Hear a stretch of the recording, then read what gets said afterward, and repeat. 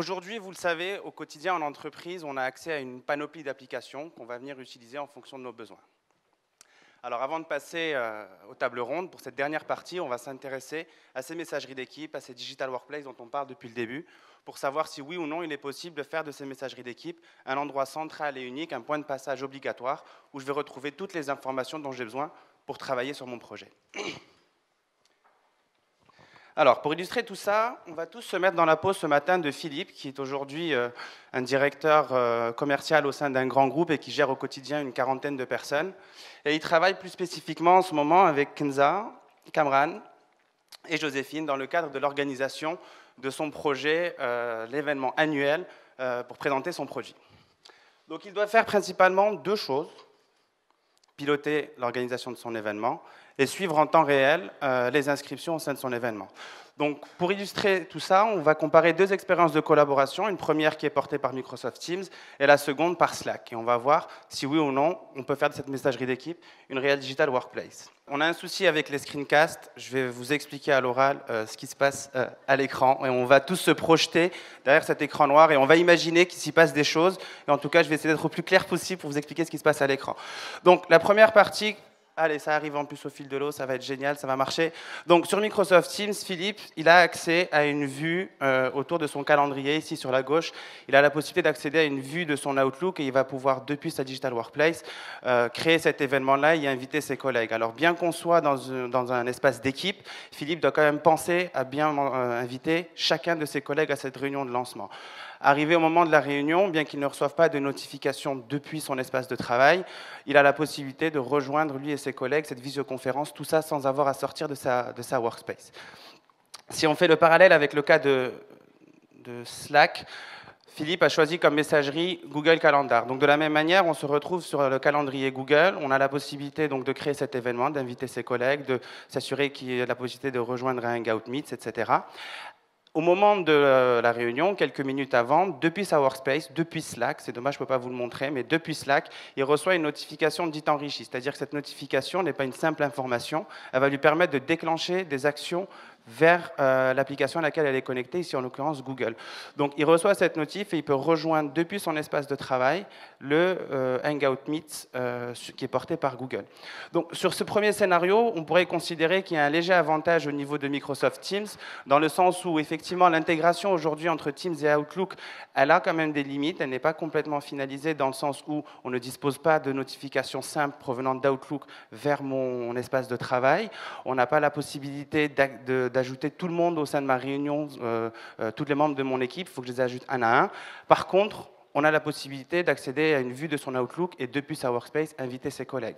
Si on fait le parallèle avec Slack, alors on a la réception de ces fameuses notifications effectivement. Par contre, je dois sortir de mon espace de travail et me rendre vers Google pour pouvoir créer cet événement-là.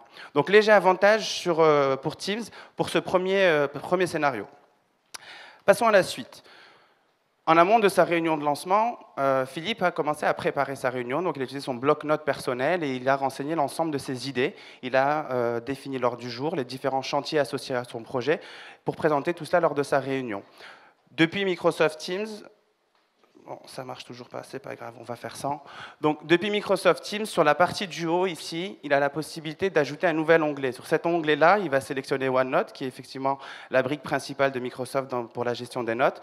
Et il va pouvoir renseigner toute l'information qu'il avait commencé à préparer. Ce qu'il faut comprendre sur cette intégration-là entre OneNote et Teams, c'est qu'on a deux onglets qui finalement ne se parlent pas. C'est un peu comme si j'étais sur Google Chrome, un navigateur Internet, et j'étais sur deux onglets, le premier étant Teams, le deuxième étant OneNote, l'un ne communiquant pas avec l'autre. Donc, à l'issue de la réunion, lorsqu'il va vouloir partager ces notes-là avec les membres de son équipe pour pouvoir interagir à chaud sur le contenu, sur le flux central, donc le flux que vous voyez à l'écran, il est obligé de se rediriger vers l'onglet OneNote pour faire un copier-coller et le replacer au sein de l'espace de travail. Prenons le deuxième cas où Philippe, dans le cadre de la gestion des notes, utilise Evernote. Donc, pareil, il est sur son carnet de notes, il va renseigner les différentes informations.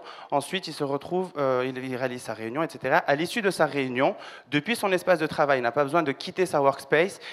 Slack et Evernote ont développé des bots avancés qui vont permettre de déclencher des actions depuis Slack vers Evernote ou de rechercher de l'information depuis Slack vers Evernote. C'est-à-dire, à travers le bot, il va pouvoir rechercher les notes qui sont stockées sur Evernote, les partager dans le flux central sur Slack avec ses collègues et commencer à interagir à chaud sur ce contenu-là. Donc sur ce deuxième scénario, Slack revient au score et on a un avantage à Slack pour celui-ci. Côté Microsoft, effectivement, on a la possibilité d'ajouter un carnet de notes, comme on n'a pas pu le voir, mais que je vous ai expliqué à l'oral. On a la possibilité d'ajouter ce carnet de notes via les onglets, mais on n'a pas d'interconnexion. Ces deux onglets ne communiquent pas nativement ensemble. Côté Slack, on a des connecteurs qui sont forts, des connecteurs qui sont avancés, qui permettent de déclencher des actions depuis mon environnement de travail vers un outil tiers. Donc je n'ai pas besoin de sortir de mon espace de travail pour, par exemple, partager et gérer toutes les prises de notes associées à mon projet. Vous me suivez jusque-là, même si vous ne voyez rien à l'écran? Ça va? Alors, poursuivons cette étude de cas. Donc, on va s'intéresser à présent au suivi des tâches. Donc, approche conventionnelle, approche agile. Philippe a fait son choix et se dit, je vais travailler de façon agile et donc je vais vouloir mettre en place un Kanban. Pareil, sur l'environnement de Teams, comme ce qu'on a pu voir avec OneNote, il va aller sur la partie du haut, ajouter un nouvel onglet, ajouter Planner et commencer à créer son Kanban, donc ces différentes colonnes, To Do, Doing, Done, créer une nouvelle tâche et l'assigner à un collègue. Cette tâche-là, une fois que je l'assigne à mon collègue, lorsque mon collègue va commencer à travailler sur cette tâche-là, il n'a pas la possibilité, depuis Planner associé à Teams, il n'a pas la possibilité de réaliser un commentaire et de mentionner son collègue. Donc finalement, le suivi de projet pour Philippe est complexifié dans le sens où il doit se rendre à intervalles de temps réguliers au niveau de cet onglet-là pour observer des potentielles modifications sur les différentes cartes. Parce qu'on n'a pas la possibilité, sur une tâche en particulier, par exemple, de mentionner un collègue ou de disposer simplement de notifications dans le cadre d'actions provenant de mes cartes planeurs. Faisons le parallèle avec l'environnement Slack où Philippe a choisi d'utiliser Trello pour l'organisation des tâches. Donc pareil, il organise son Kanban, il crée sa tâche, il va l'assigner à un collègue, ici en l'occurrence Kamran, et lorsque Kamran va travailler sur cette tâche-là, il va pouvoir le mentionner, et cette notification, elle va venir enrichir mon flux de travail au sein de Slack, c'est-à-dire qu'elle va me permettre, donc déjà elle remonte dans mon espace de travail, et je vais avoir la possibilité, depuis mon environnement de travail, d'ajouter un commentaire moi aussi sur la carte Trello sans sortir de mon espace de travail. Je vais pouvoir aussi déplacer la carte des différentes colonnes depuis Slack sans avoir à sortir de mon environnement de travail. Tout cela me permettant finalement de centraliser tout le pilotage de projet et le suivi de l'avancement de ce projet-là au sein de mon outil de travail sans avoir à le quitter. Donc sur ce troisième scénario, avantage à Slack. Côté Microsoft, effectivement, depuis Teams, on peut créer ce Kanban-là, mais un peu par rapport à l'instar de ce qui se passe avec le bloc-notes, ces deux onglets ne communiquent pas simplement. Je ne peux pas simplement créer des déclencheurs et des notifications ne remontent pas dans mon flux d'activité, ce qui va venir complexifier mon suivi de projet en tant que chef de projet. Côté Slack, on a des intégrations qui sont très avancées avec Trello, qui vont me permettre de déclencher des actions depuis Slack vers Trello. C'est la fin. Ou au contraire, de venir récupérer de l'information provenant de Trello et de la partager dans Slack. Donc tout ça sans avoir à sortir de mon espace de travail. Donc Slack prend l'avantage sur ce match pour le moment. Avant-dernier scénario, nous allons parler de la coédition documentaire. Ah, ça peut peut-être marcher, non ? Non, fausse alerte. Nous allons parler de la coédition documentaire. Ce que veut faire Philippe, il veut s'assurer que pour le jour J, il n'y ait pas de problème de Wi-Fi, qu'on ait des personnes sur les différents stands, qu'au côté logistique, il n'y a pas de souci. Donc, il a créé un fichier Excel, il a listé les différents chantiers à traiter pour le jour J. Ce fichier Excel, Teams intègre nativement, vous le savez, la gestion de documentaire. Donc il peut créer ce fichier Excel, le partager avec ses collègues, tout ça depuis son espace de travail, et les gens vont pouvoir travailler et collaborer ensemble. Lorsque mon collègue, par exemple Kamran, va vouloir se positionner sur les différents chantiers, s'il se pose une question sur un endroit du document, il va vouloir mentionner son collègue. Donc il a deux boutons face à lui, c'est dommage, vous ne pouvez pas le voir, mais il a un premier bouton commentaire, il a un deuxième bouton conversation. Donc la première des choses, il va se poser la question lequel j'utilise. Naturellement, il va se diriger vers le commentaire, vu qu'il veut mentionner son collègue et laisser un commentaire. Ce bouton-là ne lui permet pas, depuis cette version d'Excel dans Teams, ne lui permet pas de mentionner son collègue. Donc il va se diriger vers la conversation et laisser un document. Cette information, si elle remonte dans l'espace, donc dans mon flux. Par contre, lorsque Philippe se retrouve sur ce document et que le document est un peu plus complet, à partir du moment où la conversation est à l'échelle du document, il ne sait plus à quelle cellule fait référence ce message-là. Donc la coédition et le pilotage, enfin le suivi de la complétion de ce document là est encore une fois complexifié parce qu'on ne peut pas centraliser les échanges au sein du document. Arnaud en a parlé tout à l'heure, disposer d'un seul document, que tout le monde vienne travailler. Et tout le monde vient travailler sur ce document-là et les interactions se font sur le document. Si on fait le parallèle avec Slack, vous l'avez compris, il utilise aussi Google, donc il va faire un Google Sheet, il a la possibilité depuis son environnement de créer ce Google Sheet, de le partager avec ses collègues, ce document remonte dans le flux central. Pour la coédition dans Google, il a la possibilité, Cameron, de me laisser un commentaire. Ce commentaire va remonter de manière enrichie, encore une fois, sur mon espace de travail. C'est-à-dire que le commentaire remonte ici, et Philippe, depuis son espace de travail, donc depuis sa workspace, sans avoir à la quitter, il va répondre à ce commentaire-là.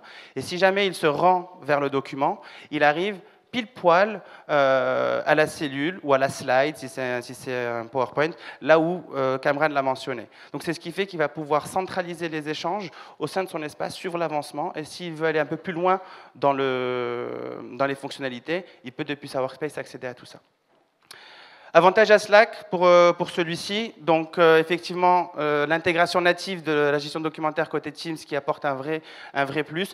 Par contre, la coédition et le suivi de la complétion, comme ce que je pouvais l'expliquer, est complexifié du fait de cette confusion qui est créée entre commentaires, conversations, je mentionne, je ne mentionne pas, etc.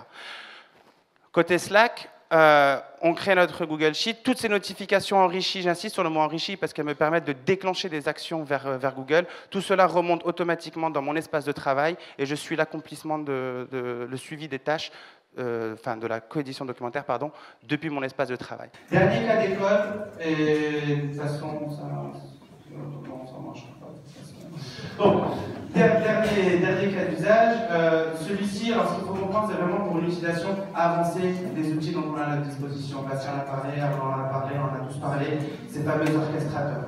Ces orchestrateurs, on pourrait les définir comme étant ces fameux services web qui vont venir interconnecter facilement les différents outils web que j'utilise. Par exemple, lorsqu'un événement se produit au sein d'une application A, je voudrais que cela déclenche automatiquement des actions sur l'application B et C. Ça, c'est la théorie autour des orchestrateurs. Si on adapte ça par rapport à notre cas d'école, Philippe, il a utilisé Eventbrite dans le cadre de la gestion des inscriptions à son événement. Il voudrait disposer d'une vue consolidée en temps réel de ses inscrits. Donc, disposer d'un fichier Excel qui serait automatiquement, finalement, rempli par les informations que les personnes renseignent sur Eventbrite lors de l'inscription. Power Automate, anciennement appelé Flow, c'est l'orchestrateur côté Microsoft. Donc, il va pouvoir se rendre, créer son fichier Excel sur Teams, comme on l'a pu voir dans les cas précédents, se rendre sur Power Automate. Il y a un certain nombre d'informations qu'il va avoir complétées, par exemple, l'événement déclencheur lorsqu'il y a une nouvelle personne qui s'inscrit sur Eventbrite, par exemple. Ensuite, il va chercher son fichier Excel et il lui dit sur telle colonne, je me récupère le nom d'Eventbrite, le prénom de la personne qui va s'inscrire, etc. Et donc, en temps réel, dès qu'une personne s'inscrit sur l'email, toutes les informations que la personne renseigne viennent se consolider dans un fichier Excel. Ce qui est simple à mettre en place, mais qui nécessite un passage à l'automatisation. C'est ce qui permet d'avoir des fonctionnalités avancées me faisant gagner du temps. Je vais automatiser ces fameuses tâches répétitives. Par contre, ça nécessite une utilisation assez avancée des outils, mais il faut savoir que les outils qu'on utilise aujourd'hui nous le permettent et qu'on peut aller beaucoup plus loin dans la collaboration. Sur ce dernier cas, on peut faire, c'est match nul sur ce cas-là, dans le sens où Teams avec Power Automate, bien que les actions et les connecteurs ne soient pas les connecteurs les plus développés, on va dire, du marché, mais en tout cas, il y a la possibilité de réaliser ce que je viens de vous décrire là. Côté Slack, on a des intégrations qui sont possibles avec Zapier, qui est le référent sur le marché des orchestrateurs. Et on parlera peut-être tout à l'heure, je ne sais pas, mais en tout cas, Slack a récemment annoncé l'intégration native de certains workflows avec la fonction de Workflow Builder qui va vous permettre, depuis votre environnement de travail, de créer ces fameux orchestrateurs, ces fameuses automatisations. Donc, si vous voulez, si on veut résumer ces enseignements en 3 points clés, on pourrait considérer le premier enseignement que, contrairement à ce qu'on pourrait penser, La stratégie autour de l'ouverture des API et des best players du marché offre finalement un environnement qui est plus intégré qu'une suite unifiée comme l'Office 365. Le deuxième point, c'est qu'on se rend bien compte que ces outils-là, Teams, Slack et tant d'autres, ne sont pas des simples outils de chat. Ces messageries d'équipe nous permettent réellement de disposer d'une digital workplace dans le sens où on va avoir un endroit unique, ce point de passage, où je vais avoir toutes les informations qui me concernent pour gérer mon projet. Donc cet espace central pour travailler sur mon projet sans avoir à aller me balader autour de 18 applications que j'utilise au quotidien. Et enfin, le dernier, c'est tant Slack, Google, que Microsoft Teams, pardon, l'un ou l'autre. Aujourd'hui, ce qu'il faut comprendre, c'est qu'avec ces nouveaux outils, il y a un réel potentiel autour du travailler autrement. On peut vraiment discuter la façon de travailler, on peut aller beaucoup plus loin pour gagner en productivité, gagner en visibilité, disposer d'informations contextuelles, mais ça, pour aller chercher ce potentiel-là, ça va nécessiter qu'on accepte de transformer ces pratiques de travail, de se transformer et de petit à petit se retourner vers ce type d'expérience. Avant de rendre la parole à Arnaud, si vous vous retrouvez dans le cas de Philippe, si vous voulez discuter de choses que vous vivez au quotidien, n'hésitez pas à venir nous voir pendant la pause café. Et puis, on rappelle que Wi-Fi, je pourrais vous montrer plus précisément les différents screencasts qu'on avait prévus. Voilà, merci.